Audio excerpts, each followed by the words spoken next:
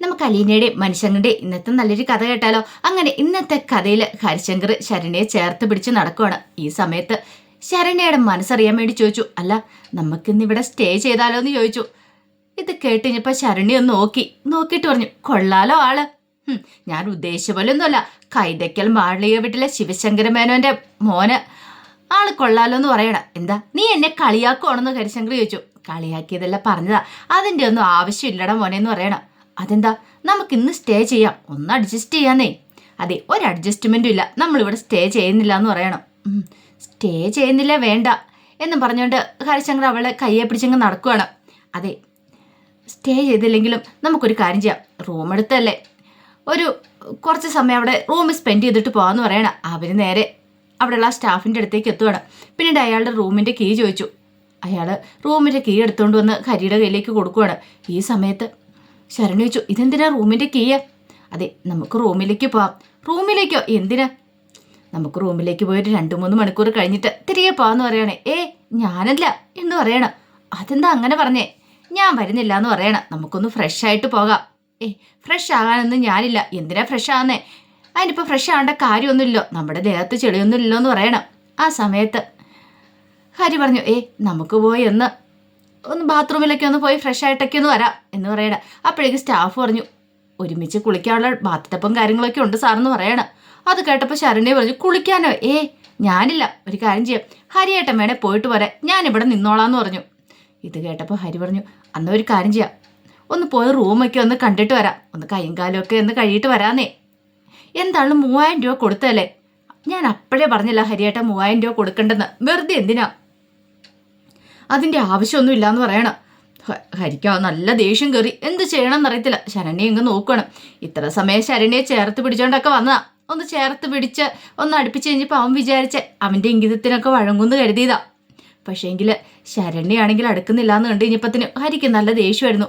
ഒടുവിൽ ശരണ്യ പറഞ്ഞു, ഹരിയേട്ട റൂമിൽ പോയിട്ട് പോരെ, ഞാൻ ബൈക്കിനടുത്ത് പോയി നിൽക്കാമെന്ന് പറഞ്ഞുകൊണ്ട് ശരണ്യ അങ്ങോട്ട് പോയി. ഹരി അത് തീരെ പ്രതീക്ഷിച്ചില്ല. അപ്പോഴേക്കും അവിടുത്തെ സ്റ്റാഫ് ഹരിയോട് പറഞ്ഞു, സാറേ ആ പെങ്കൊച്ച് വന്നില്ലല്ലേ? അവളെ കണ്ടാലേ അറിയാം അവൾ അത്തരക്കാരിയല്ലെന്ന്. ഇവിടെ ഇങ്ങനെ പല കേസ് കെട്ടുകളും വരാറുണ്ട്, അവരെ കാണുമ്പോൾ തന്നെ നമുക്ക് കുറച്ച് കാര്യങ്ങളൊക്കെ അറിയാം. ചിലപ്പോൾ ഇങ്ങനെ മുട്ടിയുരുമയൊക്കെ വന്നെന്നിരിക്കും, പക്ഷേങ്കിൽ റൂമിലൊന്നും കയറാനോ വേറൊന്നിനും അവർ സമ്മതിക്കില്ല എന്ന് പറയാം. അപ്പോഴേക്കും ഹരിക്ക് ദേഷ്യം വന്നു. താൻ തൻ്റെ കാര്യം നോക്കിയാൽ മതി, മര്യാദയ്ക്ക് പൈസ ഇങ്ങ് തരാൻ പറയാണ്. പൈസയോ? എടോ, ഞാൻ 3000 രൂപ തന്നില്ലേ, റൂം യൂസ് ചെയ്യുന്നില്ലല്ലോ, അപ്പം അതിൻ്റെ പൈസ തരാൻ പറഞ്ഞു. എൻ്റെ സാറേ, സാർ ഇതെന്താ പറയണേ? ഞാൻ മുതലാളിയുടെ കൈ കൊണ്ട് പൈസ കൊടുത്തു, ഗസ്റ്റ് ഉണ്ടെന്ന് പറയുകയും ചെയ്തു. അപ്പം താനല്ലേ മുതലാളി? സാറേ, ഞാനിവിടുത്തെ സ്റ്റാഫ് മാത്രമാണ്, ഈ ഒരു കാര്യത്തിൽ മാത്രം ഞാൻ കൂലിക്കാരനായി പോയെന്ന് പറയാം. അത് കേട്ടപ്പോൾ ഹരിക്ക് ദേഷ്യം വന്നു. എടോ, പകുതി പൈസയെങ്കിലും തരാൻ പറഞ്ഞു. സാറേ, പകുതിയൊന്നും അങ്ങനെ തരാൻ പറ്റില്ല. ഹരിക്ക് ദേഷ്യമായി. ഹരി ഒടുവിൽ ആ കീയും കൂടെ അയാളുടെ കയ്യിലേക്ക് വെച്ചു കൊടുത്തു. ഇന്നാ പിടിച്ചോളാനും പറഞ്ഞിട്ട് ദേഷ്യപ്പെട്ട ബൈക്കിൻ്റെ അടുത്തേക്ക് അങ്ങോട്ട് പോയി. ആ സമയത്ത് ശരണ്യ അവിടെ നിൽക്കുന്നുണ്ടായിരുന്നു. ഹരിക്ക് നല്ല ദേഷ്യമായിരുന്നു. ഹരി വന്നു കഴിഞ്ഞപ്പോഴത്തേനും ശരണ്യ പറഞ്ഞു, ശരിയെന്ന് പോകാമെന്ന് പറയണം. ഇത് കേട്ടതും ഹരി പറഞ്ഞു, പോയേക്കാം, കയറെന്ന് പറഞ്ഞിട്ട് വണ്ടി സ്റ്റാർട്ട് ചെയ്ത് പെട്ടെന്ന് അങ്ങോട്ട് മുന്നോട്ട് കൊണ്ടുപോവാണ്. അപ്പോഴേക്ക് ശരണ്യ പിന്നാലെ ഓടി വന്നിട്ടിച്ചു, ഇതെന്താ ഹരിയേട്ടാ, ഞാൻ കയറുന്നതിന് മുമ്പ് ബൈക്ക് എടുത്തേ. ഞാൻ കരുതി നീ കയറി കാണുമായിരിക്കുമെന്ന്. ഹരിയേട്ടൻ എന്നോട് ദേഷ്യമാണോ? പിന്നെ ദേഷ്യപ്പെടാതെ ഒന്ന് എൻജോയ് ചെയ്യാമെന്ന് ഓർത്ത് വന്നാ, ലൈഫ് ഒന്നല്ലേ ഉള്ളൂ, അത് നന്നായിട്ട് എൻജോയ് ചെയ്യണ്ടേ. ശരണ്യ പറഞ്ഞു, ഹരിയേട്ടാ എൻജോയ് ചെയ്തല്ലോ, നമ്മൾ റീൽസും കാര്യങ്ങളൊക്കെ എടുത്തു, നമുക്കതൊക്കെ ആ ഫോട്ടോസൊക്കെ നോക്കി എൻജോയ് ചെയ്യാന്നേ. ആ ഫോട്ടോസൊക്കെ നോക്കി നമുക്ക് എൻജോയ് ചെയ്യാൻ ഓർത്തല്ലേ മുറി എടുത്തേ. അതിന് നീ സമ്മതിച്ചോ? ഇല്ലല്ലോ. അതിന് മുറിയിൽ പോയിരുന്ന് എൻജോയ് ചെയ്യണമെന്ന് എന്താ കാര്യം ഇരിക്കുന്നേ? നമ്മൾ ഇതിലൂടെ നടന്ന് മാക്സിമം എൻജോയ് ചെയ്തു, അതുപോലെ റൂമിൽ പോകുന്നതിനോടൊന്നും എനിക്ക് താല്പര്യമില്ല എന്ന് പറഞ്ഞു. ഇത് കേട്ടപ്പോൾ ഹരിക്ക് ദേഷ്യം. ഹരി പറഞ്ഞ് കയറാൻ പറയാണ്. അങ്ങനെ ശരണ്യ കയറി. അവർ രണ്ടുപേരും കൂടെ അങ്ങോട്ട് പോവാണ്. ഹരിക്കാണെങ്കിലോ തൻ്റെ ആഗ്രഹം നടക്കാത്തതിൻ്റെതായ ഒരു വിഷമങ്ങളും കാര്യങ്ങളൊക്കെ ഉണ്ടായിരുന്നു.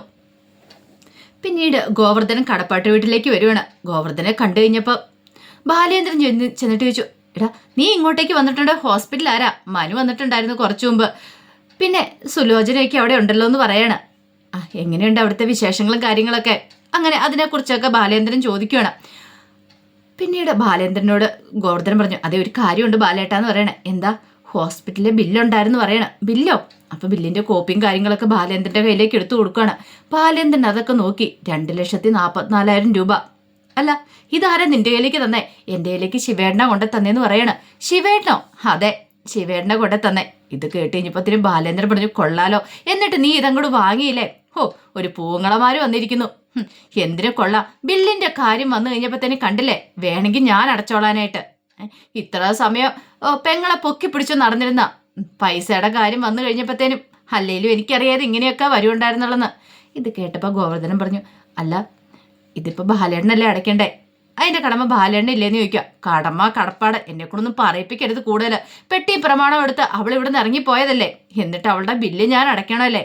അല്ല, എനിക്ക് 2,44,000 രൂപ എന്ന് പറഞ്ഞാൽ എൻ്റെ ഒരു ഓമം കൊഴിയുന്ന പോലെ ഉള്ളൂ. എനിക്കത് പ്രശ്നമുള്ള കാര്യമൊന്നുമല്ല ഈ ബില്ല് അടയ്ക്കാന്ന് പറഞ്ഞാൽ. പക്ഷെ അതല്ല ഈ പറയുന്ന ശിവേണ്ണൊക്കെ എന്താ ചെയ്യേണ്ടിയിരുന്നേ? നാളെ ഞാൻ അങ്ങോട്ട് ചെന്ന് കഴിയുമ്പോഴത്തേനും എൻ്റെ കയ്യിലേക്ക് ഈ ബില്ല് വന്നിട്ട് ചോദിക്കണം, ഞാൻ അടയ്ക്കണോ അതോ ബാലേന്ദ്രൻ അടയ്ക്കുമോ എന്ന് ചോദിക്കുവാണെങ്കിൽ അതിനകത്തൊരു അന്തസ്സുണ്ടായിരുന്നു. അപ്പം ഞാൻ പറയും, എൻ്റെ ഭാര്യയുടെ ബില്ല ഞാൻ അടച്ചോളാന്ന് പറഞ്ഞ് വാങ്ങിച്ചടയ്ക്കും.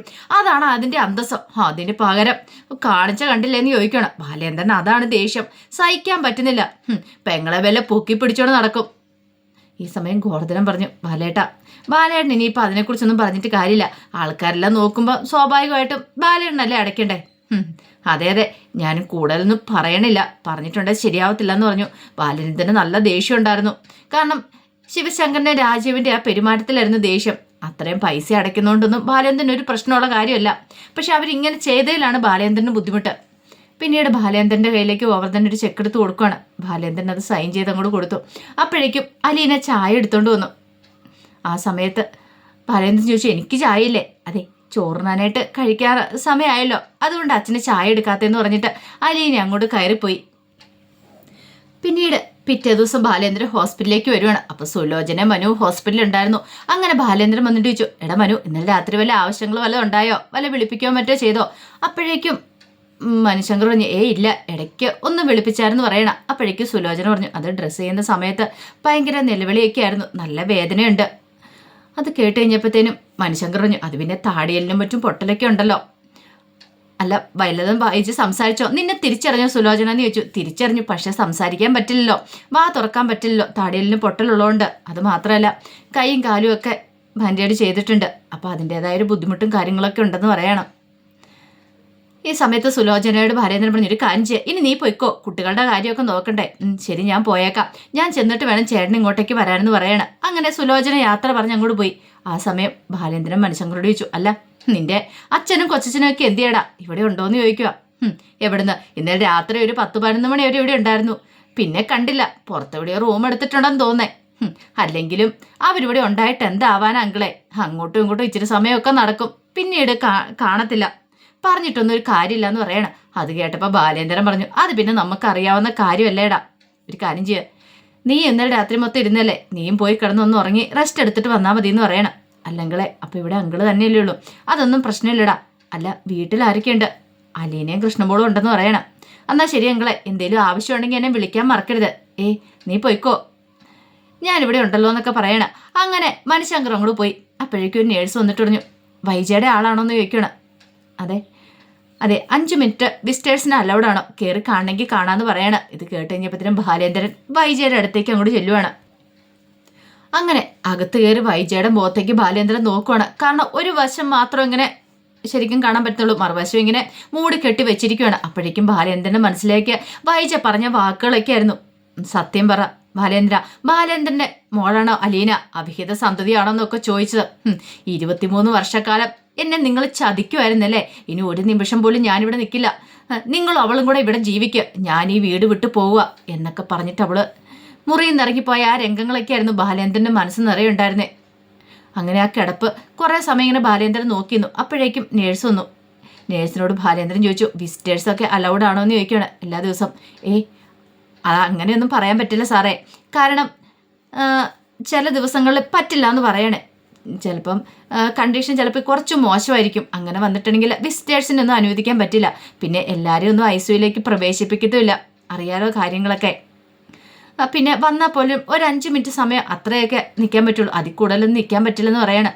അല്ല, ഈ മയക്കം വിട്ടുണ്ടാകാൻ ഇനി എത്ര സമയം പിടിക്കും? സെഡേഷൻ അല്ലേ, ചിലപ്പോൾ 2-3 മണിക്കൂർ കഴിയുമ്പോഴത്തേനും ബോധം വീഴുമെന്ന് പറയണം.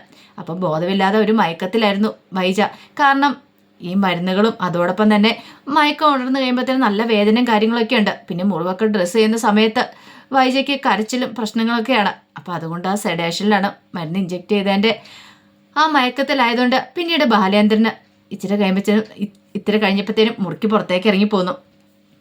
അങ്ങനെ ബാലേന്ദ്രൻ ഐസിയുന്ന് പുറത്തേക്ക് വന്നപ്പോഴത്തേനും ഗോവർദ്ധനൻ ചോദിച്ചു, എങ്ങനെയുണ്ട് ബാലേട്ട? അല്ല, നീ കയറി കണ്ടല്ലേ ഗോവർദ്ധന? അല്ല, ഇപ്പോഴെങ്ങനെയുണ്ട്? ബാലേട്ടനെ കണ്ടിട്ട് തിരിച്ചറിഞ്ഞോ? അതിനവൾക്ക് ബോധമില്ല, അവൾ സെഡേഷനിലാന്ന് പറയണ. അല്ല, ഇനിയിപ്പോൾ സെഡേഷനൊക്കെ ഉണർന്നു കഴിയുമ്പോഴത്തേനും ആഹാരമൊക്കെ കഴിക്കാൻ പറ്റുമോ?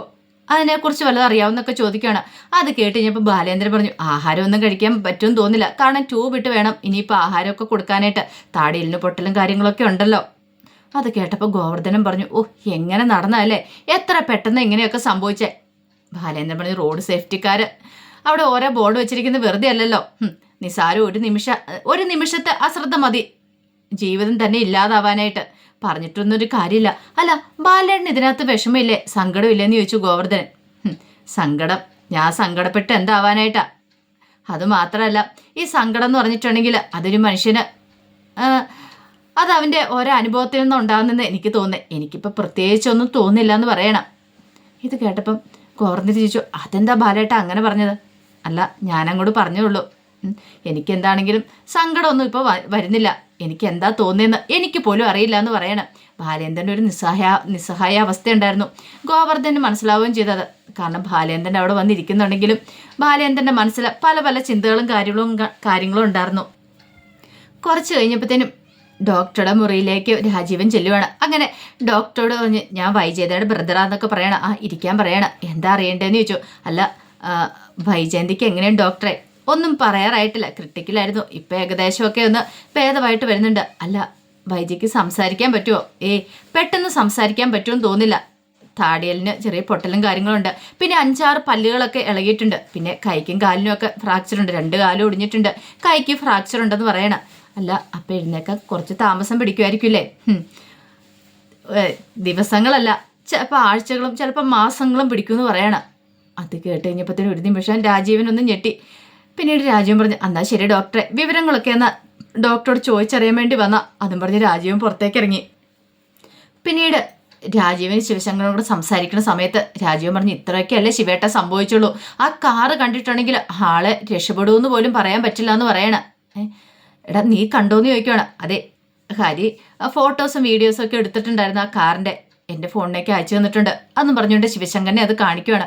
ശിവശങ്കരൻ അത് കണ്ടു. ദൈവമേ, ഇത്ര വലിയ ഭീകര അവസ്ഥയായിരുന്നല്ലേ? അതെ, അതാ ഞാൻ പറഞ്ഞത്. ആ കാർ കണ്ടിട്ടുണ്ടെങ്കിൽ ആൾ പോലും രക്ഷപ്പെടുമെന്ന് പറയാൻ പറ്റില്ലെന്ന്. അങ്ങനെ അവർ സംസാരിച്ച് അവിടേക്ക് വരുമ്പോൾ ഗോവർദ്ധൻ ഇവിടെ ഉണ്ടായിരുന്നു. ആ സമയം ഗോവർദ്ധനോട് ചോദിച്ചു, നീ മാത്രം ഉള്ളോടാ ഇപ്പോൾ ഇവിടെ, വേറെ ആരും ഇവിടെ ഇല്ലെന്ന് ചോദിക്കുകയാണ്. ഗോവർദ്ധനൻ പറഞ്ഞു, സുനന്ദേച്ചിയും ആനന്ദേണ്ണനും ഉണ്ടായിരുന്നു, അവർ പോയെന്ന് പറയണം. അല്ല, ഇവിടെ എന്തിനാ ഒത്തിരി ആൾക്കാർ, അതിൻ്റെ ആവശ്യം എന്താണെന്ന് ചോദിക്കുകയാണ്. ഇടയ്ക്കിടയ്ക്കൊരു ബില്ല് തരും, ബില്ല് പേ ചെയ്യണം, അത്രമാത്രമല്ലേ ഉള്ളൂ, അതിന് ഞാനിവിടെ ഉണ്ടായിട്ടല്ലേ കാര്യമുള്ളെന്ന് ചോദിക്കുകയാണ്. അത് അവർക്കിട്ടൊന്ന് കുത്തി പറഞ്ഞാൽ അവർക്കത് മനസ്സിലാവുകയും ചെയ്തു. അപ്പോഴേക്ക് ശിവശങ്കരൻ പറഞ്ഞു, അതിന് നിന്റെ വീട്ടിൽ നിന്നും എടുത്തല്ലോ ബില്ല് പേ ചെയ്യുന്നേ, ബാലേന്ദ്രനല്ലേ? അല്ലേലും അവൻ്റെ ഭാര്യയല്ലേ, അവനല്ലേ ബില്ല് പേ ചെയ്യേണ്ടതെന്ന് ചോദിക്കുക. അത് കേട്ടപ്പോൾ ഗോവർദ്ധനം വിട്ടില്ല. ഗോവർദ്ധനം പറഞ്ഞു, അല്ല, ഭർത്താവ് എന്നാ ഉണ്ടായത്? ഭർത്താവ് ഉണ്ടാകുന്നതിന് മുമ്പ് ആംഗ്ലമാരുണ്ടായതല്ലേ? 40-45 വർഷം ആയില്ലേ നിങ്ങൾ തമ്മിലുള്ള ബന്ധത്തിന്? പക്ഷേ അതിൻ്റെ പകുതി വർഷം എങ്കിലും ആയോ ബാലേട്ടനും ആയിട്ടുള്ള ബന്ധത്തിന് എന്ന് ചോദിച്ചു. അത് കേട്ടപ്പോൾ അവർക്ക് ഉത്തരം വിട്ടി, അവരൊന്നും മിണ്ടിയില്ല. അപ്പോഴേക്ക് ശിവശങ്കരൻ പറഞ്ഞു, ഞങ്ങൾ ഹോട്ടൽ റൂമിലുണ്ടാവും, എന്തെങ്കിലും ആവശ്യമുണ്ടെങ്കിൽ വിളിക്കണമെന്ന് പറയണം. ഇത് കേട്ടപ്പോൾ ഗോവർദ്ധനം പറഞ്ഞു, എന്തിന്? എന്താവശ്യം? ഇവിടെ പ്രത്യേകിച്ച് ഒരു ആവശ്യമില്ല എന്ന് പറയണം, ബില്ലടയ്ക്കാനോ ഉള്ളൂ. ഇത് കേട്ടപ്പോൾ രാജീവൻ പറഞ്ഞു, വെറുതെ അവനെ ചൊറിയാൻ നിൽക്കേണ്ട, വരാൻ പറയണം. അങ്ങനെ അവർ രണ്ടുപേരും കൂടെ അങ്ങോട്ട് പോകുമ്പോഴത്തേനും ഗോവർദ്ധനം നല്ല ദേഷ്യം വന്ന് 2 എണ്ണം പറയാത്തതിൻ്റെ. അപ്പോൾ അതിൻ്റെ വിശേഷങ്ങളൊക്കെയാണ് നമ്മളിന്ന് കാണുന്നത്. ഇതിൻ്റെ ബാക്കി വിശേഷങ്ങളുമായിട്ട് വൈകുന്നേരത്തെ പ്രമോയി വരാട്ടോ. ഒരിക്കൽ കൂടി എല്ലാവർക്കും ശുഭദിനം നേർന്നുകൊണ്ട് നിർത്തുന്നു. നന്ദി.